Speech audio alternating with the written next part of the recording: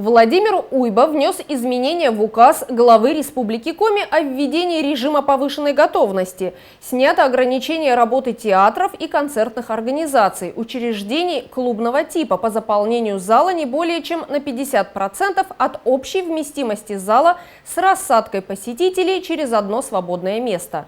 При этом продолжает действовать требование о соблюдении социальной дистанции при нахождении посетителей в зонах кассового обслуживания, фойе, буфетов.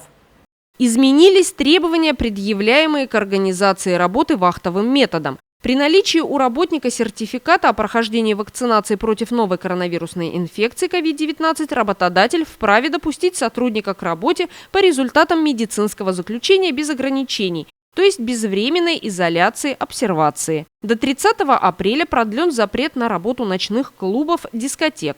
Гражданам в возрасте 65 лет и старше, а также с хроническими сердечно-сосудистыми заболеваниями, диабетом, болезнями органов дыхания предписано по 28 апреля 2021 года включительно воздерживаться от нахождения вне мест проживания. С учетом постановления правительства Российской Федерации по 28 апреля продлевается оплачиваемый больничный для работающих граждан в возрасте 65 лет и старше, которые, беспокоясь о своем здоровье, приняли решение продолжить строгое соблюдение режима самоизоляции. На этой неделе в Инте выявлено 7 новых случаев заражения коронавирусной инфекцией и зафиксирован 1 летальный исход.